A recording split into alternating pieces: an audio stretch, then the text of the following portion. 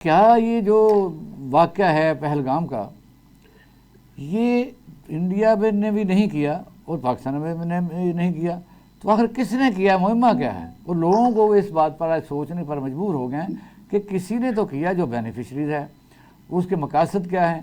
کیونکہ ایک ملک ایسا ہے جنہوں نے اپنے شہریوں کو جنگ کی اس دن بھی، آج سے 8 سے 10 دن پہلے بھی، اپنے شہریوں کو انڈیا چھوڑنے یا پاکستان چھوڑنے کے لیے نہیں کہا، اب وہ انٹرونشن میں ہے۔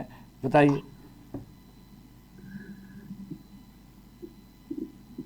اقبال شاہی صاحب، جی جی، آواز آ رہی؟ آ رہی ہے۔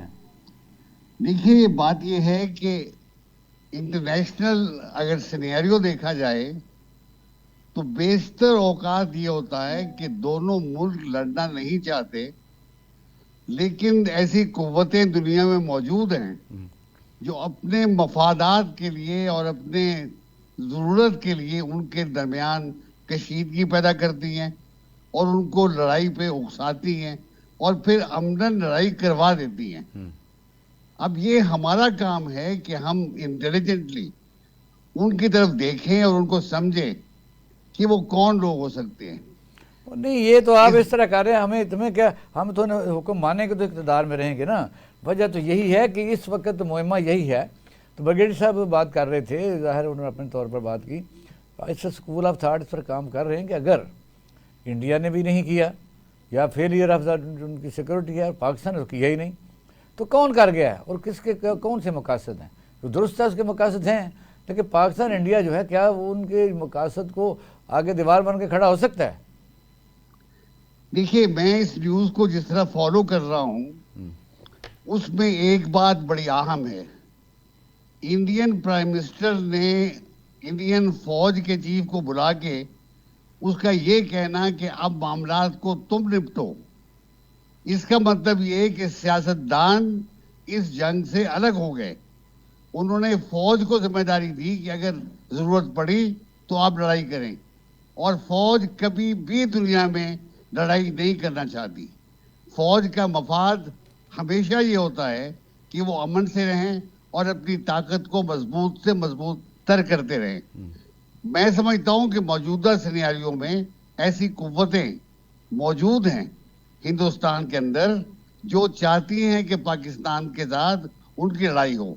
اگر آپ نے، بریگیڈیئر صاحب نے یہ کہا ہے کہ ہندوستان نے یہ نہیں کروایا اور ان کا یہ خیال ہے اور ہمارا بھی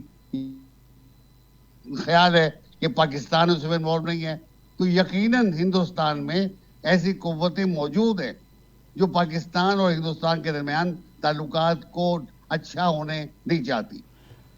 آپ انڈیا کی مثال کہہ رہے ہیں کہ انہوں نے کہا کہ فوج جو مرضی کارروائی کرے، لیکن آپ نے کابینہ کا باقاعدہ اس میں سینکشن دی ہے، پاکستان کی طرح تو نہیں ہے کہ ابھی تو ہم اس نہج پر پہنچے نہیں تھے، تو سینٹ نے قرارداد پاس کی ہے، تو ظاہر ہے پاکستانی آرمی تو ڈائریکٹلی ہر جگہ اس وقت چوکس ہے۔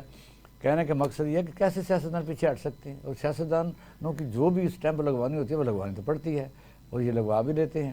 تو یہ کس طرح ہو گیا کہ بھئی فوج خود ہی فیصلے کرے گی؟ کس طرح ہوگا یہ؟ دیکھ نہیں رہی۔ دیکھیے ہم انڈیا اس وقت ایک عقل مند ملک ہے۔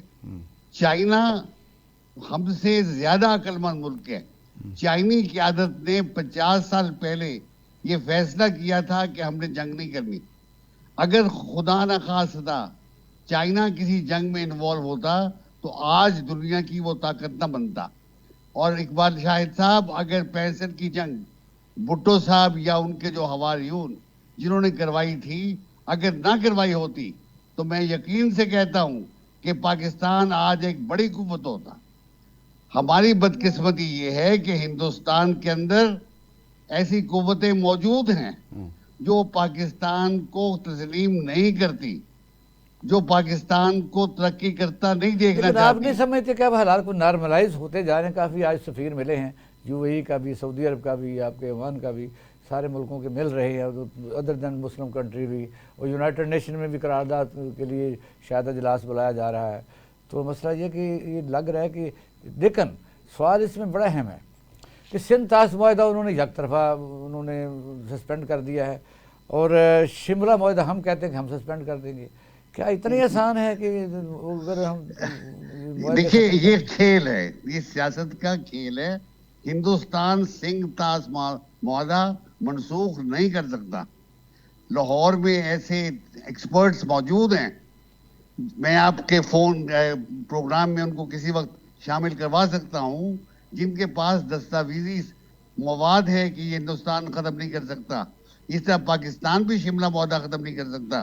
یہ سارا سیاست نہیں, کا یہ کھیل کس طرح سے آپ دیکھیں کہ 1949 میں جب یہ کشمیر کا یعنی ہم تقریباً فتح کر لیا تھا 48 کے لاسٹ میں, تو جو یونائٹڈ نیشن میں گئے تھے جواہر لال نہرو صاحب, تو وہاں یہ ہوا کہ رائے شماری کرائی تھی, لیکن انہوں نے ون سائیڈڈ 35A اور 275 نہیں کر لیا. کیا کر لیا ہم نے؟ اس لیے کہ ہم مسلسل خاموش رہے. 1949 کے بعد پاکستان نے کوشش نہیں کی, کوئی ایسی پاکستان کی بلڈ اپ نہیں ہوئی. 56 میں مجھے یاد ہے, میں بالکل اسکول میں تھا جب سہروردی نے اس بات کو موبلائز کیا تھا کہ پاکستان اور ہندوستان کے درمیان کشمیر کے مسئلے کو حل کیا جائے.